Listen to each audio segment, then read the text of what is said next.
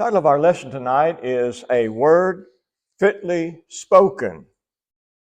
Sam asked me this afternoon what I'd be speaking on. There might be a song that would fit that. And I answered back, it was kind of late, but I finally got the message. And I started putting in a word fitly spoken, and I hit send, and it came out a word girly spoken. And I guess, there is a girly way of speaking. But I was amazed it was in the dictionary. But, our words, they are foremost in the way in which we live our lives. And in this study, it occurred to me as, actually my text is in Proverbs 25 and verse 11. A word fitly spoken is like apples of gold in a setting of silver. I went there because in her conversation, Lucy had mentioned something about that, and I remembered that verse and how beautiful it is. Apples of gold, how about that? In a silver setting. That's the way that the man of wisdom, that God chose to record His words. The book of Proverbs is recorded by inspiration, but the very nature of the counsel implies that men to whom God has given wisdom, who observe life and understand right and wrong, understand the value of righteousness, that their counsel is worth preserving. And Jesus very often quoted, as in fact we'll notice that tonight, He quoted from these Proverbs. He quoted from chapter 24, chapter 25, a lot of things that we think that Jesus spoke for the first time, we say that because we're ignorant of the Proverbs. Need to go back and spend some time there and be aware just how much Jesus prized and appreciated the counsel of the Proverbs. They are words of life, and the idea of words of life, that also comes from the Proverbs, and Jesus used that word. And by inspiration, the Gospel of John especially uses that word life the way Jesus did and the way the Proverbs did. When we listen to and learn this counsel, it gives us life. It teaches us how to live. And it is a kind of life that will carry us all the way to heaven. It is eternal life by its nature. And so here in this chapter, we have to start in the context of the New Testament. The new life that Jesus brought is the new life that is spoken of by the Apostle Paul in Colossians 4 and verse 6, where he says, "Let your speech always be gracious," I like the King James, "with grace," okay, "seasoned with salt, so that you may know how you ought to answer each person." Now, this is in the context of the new life, putting off the old man, putting on the new man. Step one in the new man is cleaning up your speech. And unfortunately, the mark of a profane man is his language. The language of men working in the street, or where, not just men and women. You have Jesus saying, or Paul saying, not like the Gentiles. We're going to have to behave better than that. And I have an idea that generally speaking, the Jews had a better way of speaking than the Gentiles did, because they spent every Saturday in the synagogue and they listen to the Word of God, and it's bound to affect your speech when you hear the counsel of God. And one of the things that is implied in this chapter and is repeated often is that one of the biggest problems we have with speech is we talk too much. And in fact, and I won't get far, I know I'm going to run out of time, but if I were to get all the way to the end of the chapter, I'd come to this one where it says, "It is better to live in a corner of the housetop than in a house shared by a quarrelsome woman." And That's repeated in chapter 27:15. It's repeated in chapter 21, verse 9, and in verse 19. 4 times I can find. That's so far. That's just the count so far. And each one's a little bit different, but between men and women who have the greater tendency to talk. Do I have to? Do I have to answer that? Okay, that's not a bad thing because I think, and I know that women complain because men don't talk enough, and that there needs to be more communication. And that's often a complaint, and so don't feel badly toward me when I say we all talk too much. I don't want to discourage your husband from talking a little bit more and communicating with your wives, but men like to listen to their wives talk. I mean, I'll be honest with you. We don't. Some men talk a lot. These are generalizations. I know there's some men I'd like to shut up sometimes. But generally speaking, men enjoy not talking, and they enjoy listening. And who listens to talk radio? Men or women? It's men. Well, some women perhaps, maybe because they want to know what their husbands are listening to. But in any case, in this chapter, I know it doesn't say, this is the theme of the whole chapter. But with this in mind, when I saw that verse, I went back and I said, I'd like to see what kind of a context maybe that this chapter has. And it occurred to me, chapters 24, 25, 26, and even some of 27. The dominant, if you look at each of the Proverbs, each one has something to do with something that we say. And for the good or for the bad. Out of the heart are the issues of life, the proverb says. And Jesus reminds us in Matthew 12 that by your words, which come out of your heart, he says, you will be justified, and by your words you will be condemned. So in this chapter, I'm just going to focus mainly on each of these proverbs that has something to do with our speech. And if you'll meditate a little bit with me on these, it may not be obvious at first, but then the light will come on and you'll realize, how do you do this? Well, you do it by speaking. Verse 2. I didn't read Ephesians 4, did I? That's okay. I'm saying too much already, right? Ephesians 4, 17 to 32. A great passage, putting off the old man, putting on the new man. Here again, every man speak truth one to another, and let falsehoods be put away, and let no corrupt speech. And take the corrupt speech away. Take the anger and clamor and all of that out of your speech. Okay, that's Ephesians 4 is full of that language. Okay, let me go to verse 2 of Proverbs 25 and verse 2. It is the glory of God to conceal things, but the glory of kings to search things out. As the heavens for height and the earth for depth, so the heart of kings is unsearchable. Take away the dross from the silver, and the smith has material for a vessel. Take away the wicked from the presence of the king, and his throne will be established in righteousness. Now, I believe that all belongs together. It starts out, though, with, it is the glory of God to conceal things, but the glory of kings to search things out. Okay?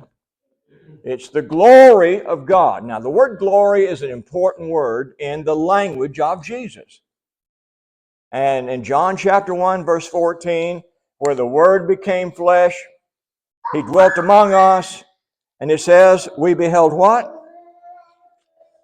It says in John 1 and 14, and we have seen His glory, glory as of the only Son from the Father, full of grace and truth. What did they see? What did the eyewitnesses see? The glory of Jesus was the glory of God, the glory that came down from heaven. The Word became flesh. The Word was with God, and the Word was God, and the Word became flesh. in him was life, and the life was the light of men. That life was the light of men. His life was a teaching.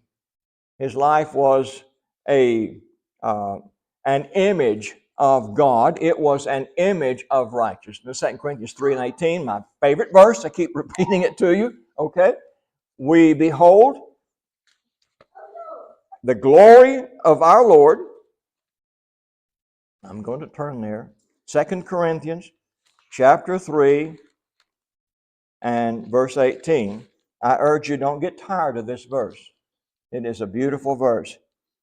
We all, with unveiled face, beholding the glory of the Lord, are being transformed into the same image from one degree of glory to another, for this comes by the Lord, or from the Lord, who is the Spirit.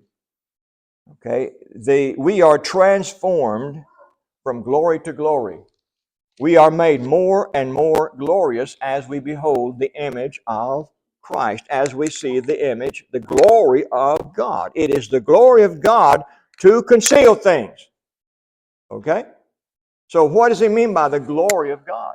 This is the nature of God. This is what God does. God conceals things. How does he do that?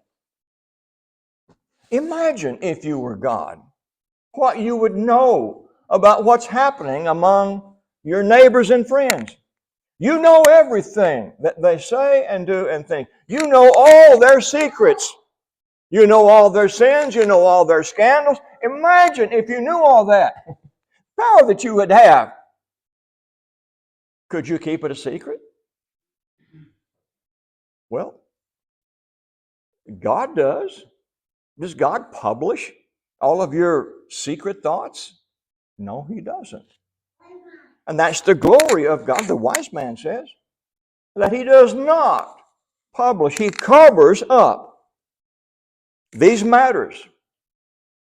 The matters become clear when you look at the second half of that verse. What matters might we wish to know about? But the glory of kings to search things out. What is the glory? What is it that kings must do? What must they search out? Well, they've got a district attorney, and they've got the private, or not private, the detectives, okay, the police. What is their job? Well, there is a lot of injustice on this earth. There are offenses among men. Men are always doing things that they ought not to do, one to another. There is the lying, there is the stealing, there is the deception, there is the fraud, all manner of abuse, sins of one man against another. And these are faults. And sometimes these are offenses, these are things, sins, that we have to endure from somebody else. It is the glory of kings to do this. Well, Jesus talked about that, did he not? In Matthew 18, this is the reverse of my Wednesday night class. I'm starting in the Old Testament, and I'm jumping to the New. Matthew 18, and look down about verse, I think it's about verse 14. I'm not looking at my notes. Let's see, Matthew 18, and let's see. Okay, it is 15. If your brother sins against you, go and tell everybody about it, right? That's not what Jesus said. He said, go and tell him his fault between you and him alone. If he listens to you, you have gained your brother. In Matthew 5, he makes a point about loving your enemies. Jesus is teaching us the glory of God to conceal the matter, deal with the issue yourself, and leave justice in the hands of God and His appointed servant, Romans 12 and verse 17, repay no one evil for evil, that is, do not avenge yourself, but give thought to do what is honorable in the sight of all, if possible, so far as it depends on you. Live peaceably with all. Beloved, never avenge yourselves, but leave it to the wrath of God, for it is written, vengeance is mine. I will repay, says the Lord. To the contrary, if your enemy is hungry, feed him. If he is thirsty, give him something to drink. For by so doing, you will heap burning coals on his head. Do not be overcome by evil, but overcome evil with good. And that's also here in Proverbs 25 and verse 21. If your enemy is hungry, give him bread to eat. If he is thirsty, give him water to drink. For you will heap burning coals of fire on his head, and the Lord will reward you. Okay, that's Proverbs 25. And so you have in Romans 12, you have in Matthew 18, you have a repetition of this same thought, and it comes out again in verse 9 of Proverbs 25. He says, well, let me start in verse 8. I'm going to get ahead of myself, but that's okay. Let's put this together. What your eyes have seen, okay, you have seen it. Do not hastily bring into court. For what will you do in the end when your neighbor puts you to shame? Argue your case with your neighbor himself, and do not reveal another's secret, lest he who hears you bring shame upon you, and your ill repute have no end. And then following that, the word fitly spoken, we get into the idea of dealing with the offenses of others. Now, this is a matter your eyes have seen. Now, it is for the court to deal with matters of justice, an eye for an eye and a tooth for tooth, but not for us. One reason why it has to be that way is because we can be hasty in our judgments. Our eyes have seen, obviously, our eyes have seen something bad happen or offensive, but do we know everything about the circumstances? Do we really understand what we have seen? The story is told of the man who had been at the hospital. His wife, while he was there, and he had a small child, his wife passed away. And so he was returning home on a bus. And he was deep in grief, deep in thought, wondering what he was going to do to take care of his baby girl and how he was going to live without his precious wife. And somebody walked up to him, not knowing all of this, and tried to make conversation with him, and he did not hear it. He ignored it. And this person was offended. What's wrong with you? Who didn't your mother teach you any manners?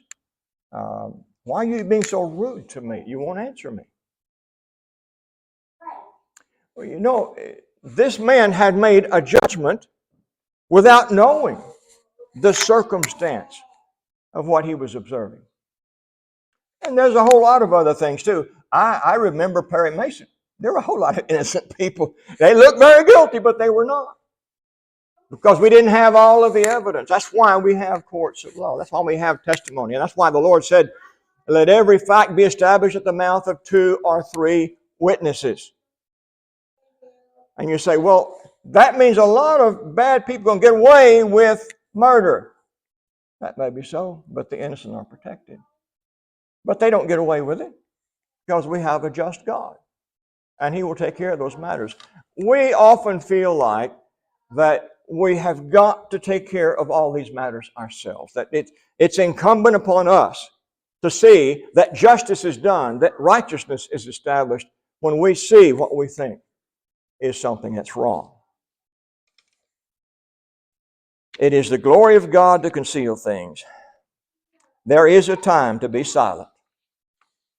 And discretion teaches us when to speak and when to be silent.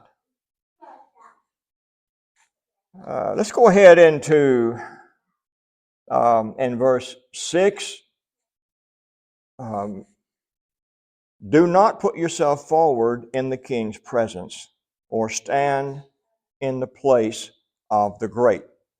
It is better to be told, come up here, than to be put lower in the presence of a noble. Jesus used this same proverb as well, teaching about how the Pharisees were looking for the seats of honor and were almost fighting over where they were going to sit down at the feast, at the table. And Jesus repeated with his updated version this proverb. Now, this is a matter of something that we often do in our speech. You know, if you don't brag on yourself, who's going to brag on you? Right? You ever heard that before?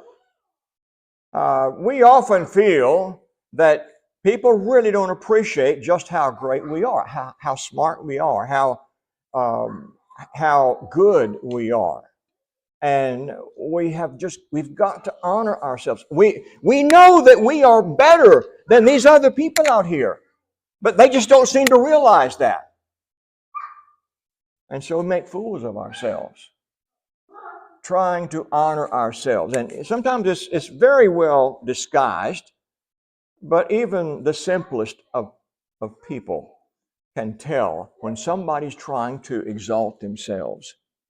And so when Jesus pointed that out, the Pharisees got very upset with him because they were honoring themselves and patting each other on the back and all of that to elevate themselves when their honor was empty.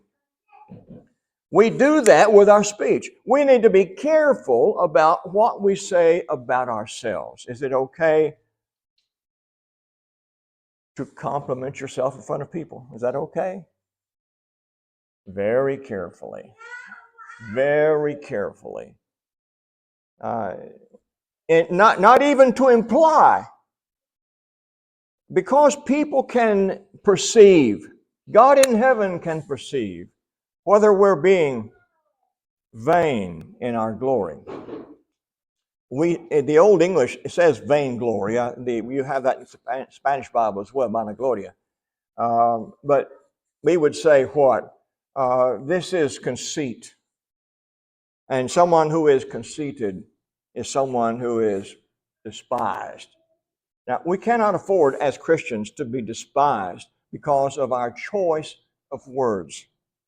Let somebody else honor you. You know you are smarter. You know that you know better. You don't have to show off.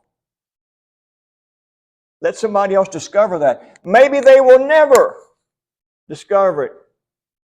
Someone may say to you, you know, you're one of the best kept secrets in this town. Wonderful, okay? At least I'm not the one revealing the secret.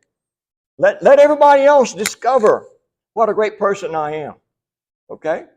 Let them find out. If they don't, that's their problem. But let it not be my problem. Now, let's go back. Let's go back a little bit more to this discussion of appropriate and inappropriate words. Verse 15, with patience, a ruler may be persuaded, and a soft tongue will break a bone. Okay.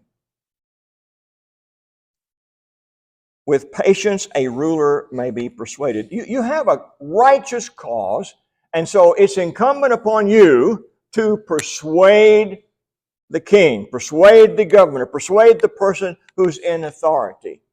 You need to persuade them in a court of law. The wise man says, with patience, a ruler may be persuaded, with a soft tongue. The words that, the advantage of this is that you are forced to use truth. True arguments are powerful arguments. You and I have been given by our God the truth, the gospel message. That is true. We're surrounded by men who are ignorant of some of that. They may know a lot of it, but they don't know what you know. And you know that. And it can become very frustrating, and you can become overbearing, and you can become loud as you insist that that you know the truth. You know the reality of what you're arguing. But the louder that you yell, the less they will hear you. The wise man realizes that, and he patiently uses the power of truth. And he says, it's powerful enough, a soft tongue can break a bone. Now, you ever tried to break a bone with your tongue? Do you feel the force of the metaphor? A tongue? Now, if I want to break a bone, I put it in my hands right there. I snap that booger.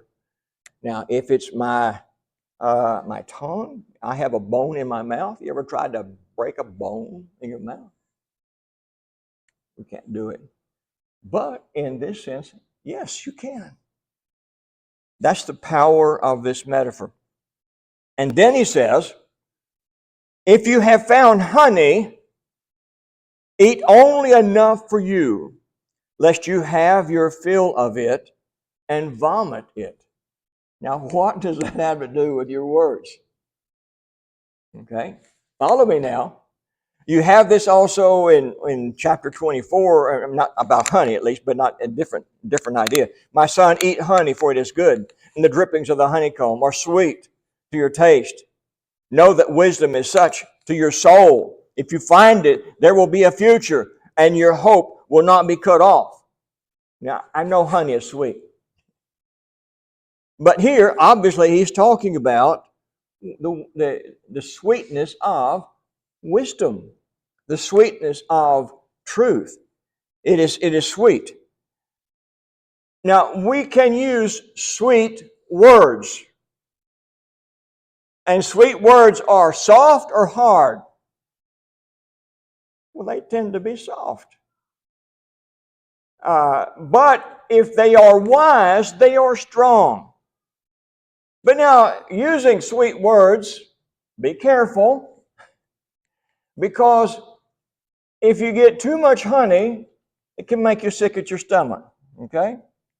If you are too sweet in your arguments and your reasonings, you don't break a bone with your tongue. You can't. I remember a conversation. His brother, I had his name on the tip of my tongue, out in West Texas. But he was talking about being in conversation on telephone with a brother who had just really become an apostate and had a great deal of influence over a lot of young men in the schools and the colleges. But he said he was a very sweet man. And he said you could not talk to him on the phone without getting syrup on your sleeve. There is excessive sweetness. And so he says, be careful about this way of expressing yourself, that you don't overdo it. Now, in verse 17, what would this have to do with words? Follow now. Let your foot be seldom in your neighbor's house, lest he have his fill of you and hate you. Now here, before that we have, you get too much honey. You get your fill of honey until you get nauseated. Sweetness, okay? Now, what are you doing in your neighbor's house? Now, it might be you're just hanging out. What do you do when you're hanging out? You're talking, you're visiting, okay? Conversation. Hey, Have you ever had this experience where you have a very pleasant visit from someone, an hour or two, and they finally leave, and as pleasant as it was, you are glad they left, right? Okay, now, what happened there? It can be tiring. It can be exhausting. You can talk too much. And what do you talk about? Well, that can be a problem too. When there are many words, there's more and more opportunity to be indiscreet with your words. The longer you talk, the better chance that you're going to confuse fitly with girly. You're going to make mistakes. You're going to have glitches in your thoughts, and you're going to uncover secrets that you ought not. Because what better thing is there to talk about than your neighbors and your friends and everybody you know, and sooner or later you are talking about everybody, and it's not always good.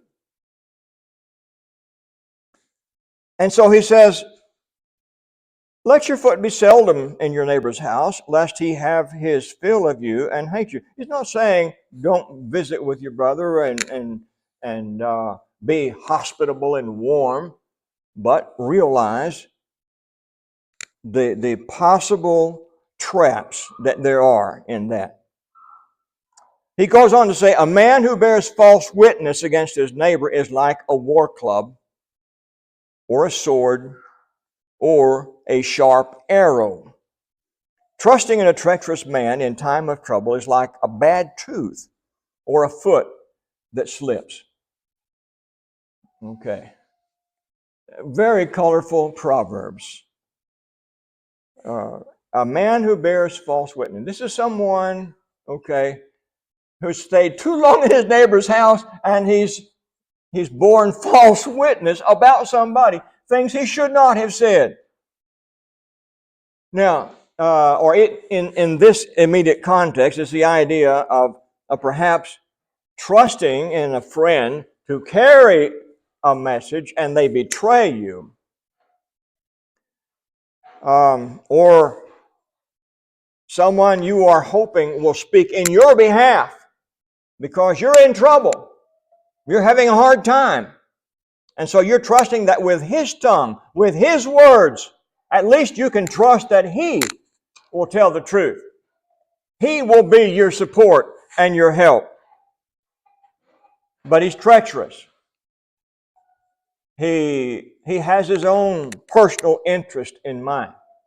He's willing to sell you out in order to lift himself up or to get in good with somebody else. And so it's like a bad tooth. I know everybody here has probably had a bad tooth. If you haven't, I congratulate you. But it's an awful thing to have a toothache. When you have a toothache, I don't know, what can you do? Can you keep working? Yeah, but how well can you focus on your work? How well can you think when you've got a toothache? What kind of a life can you have when you have pain in your mouth? It's hard, very hard. And the next is like a foot that slips. In the wintertime, we have ice on the road sometimes. And it's incredible. You're walking along and you're every foot you have traction, and then every footstep, and then suddenly you hit a patch of ice, and before you even think about it, you've hit the ground. You're completely taken off guard. You were not expecting it. When you slip, it always takes you by surprise. And you're horrified. Well, that's what's happened. Someone has betrayed you. It's the last person I would have ever thought that would betray me, that would speak evil of me behind my back to my friends or to other people.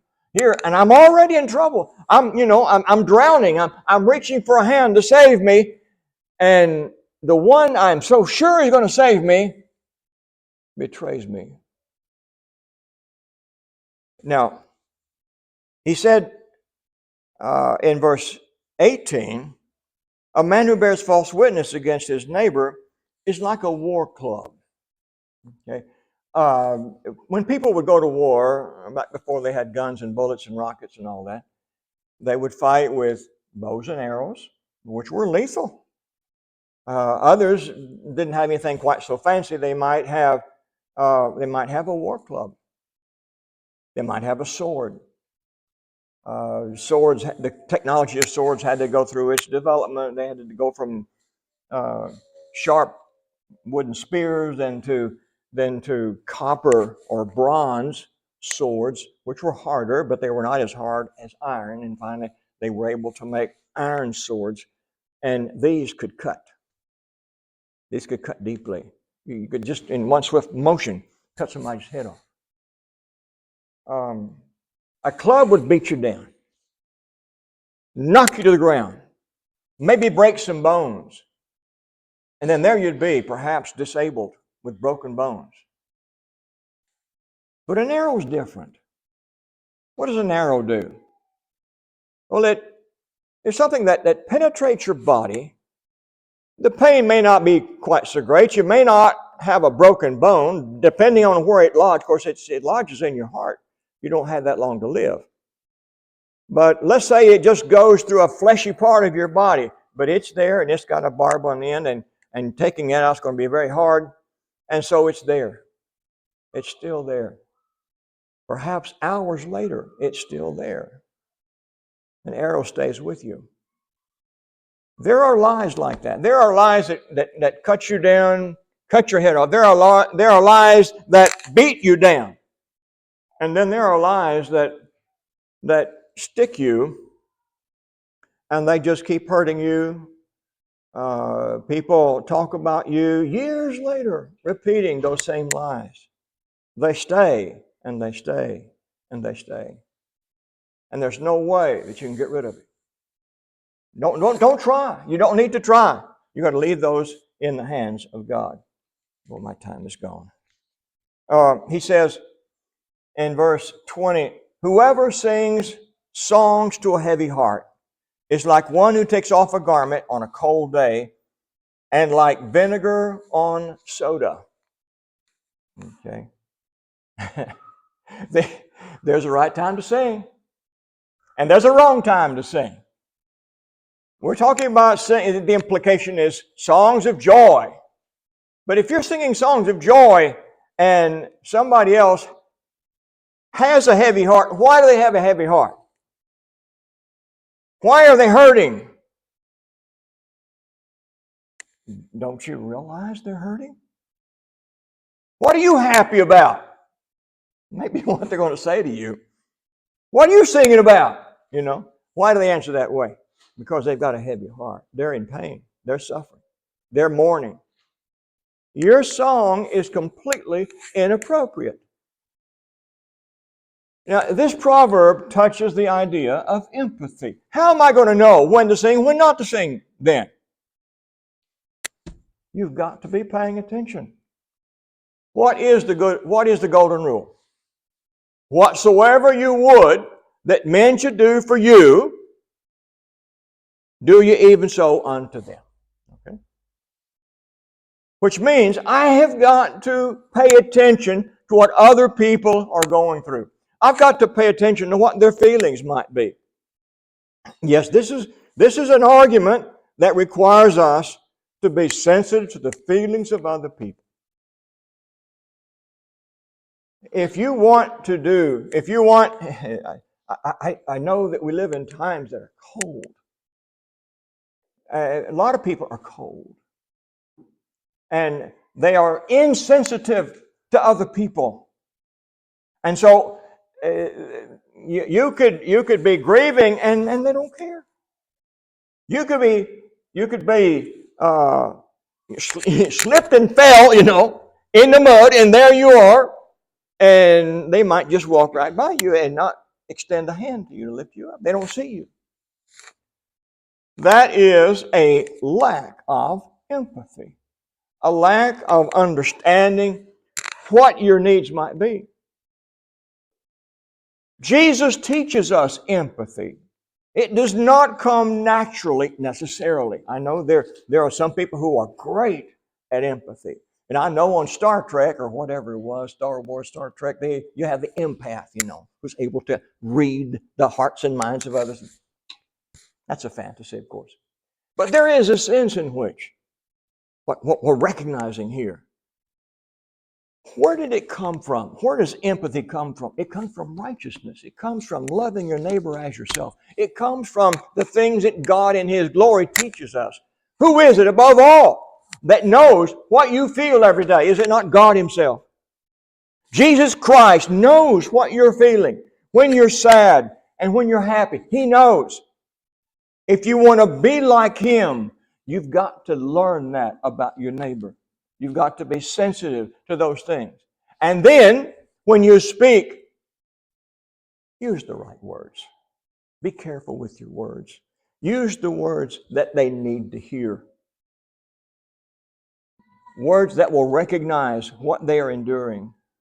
That we might bring hope, perhaps correction, but in a way that recognizes what they're feeling so that we can persuade them. Persuasion is exactly that.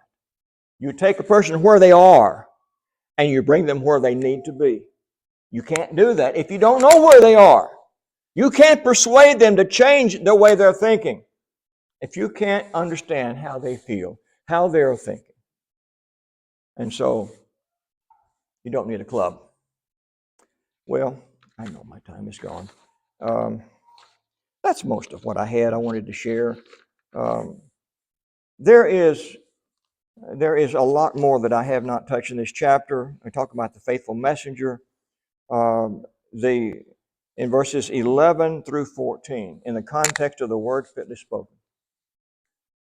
When he's talking about a faithful messenger, we are reminded that God has made us His messengers.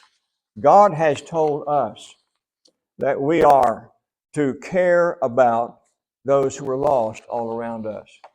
And that God has a message for them. Even as Jesus left heaven and came to the earth as a faithful messenger of God. And then the last thing He said before He went back to heaven, in Matthew 28, in verses 18 through 20, He said, "Go and make disciples of all the nations. Teach them what I've taught you. Teach them the blessings of the Beatitudes. Teach them the strength and power of those who are poor in spirit, those who are meek and lowly in heart, those who hunger and thirst after righteousness. Teach them about these noble concepts. Make them noble. People in the world don't know these things. They don't know how to be truly empath or understanding and loving toward their neighbor. But above all, they don't know that they shall be judged by their God one day. You and I will be judged by the way in which we have received this message. Again, in Matthew 12, by your words you will be justified, and by your words you will be condemned. So we are to measure our words. And I recommend the Proverbs, chapters 24, 25, 26, 27. Read them and dig out that counsel that is designed to train our tongue, train our heart, because out of the heart are the issues of life, and they come out the mouth, they come out the tongue. So much of what we have to learn in the new life has to do with how we talk to one another. If you're not serving the Lord, there's no better time than right now to make it right. Would you come to Him as we stand together and as we sing?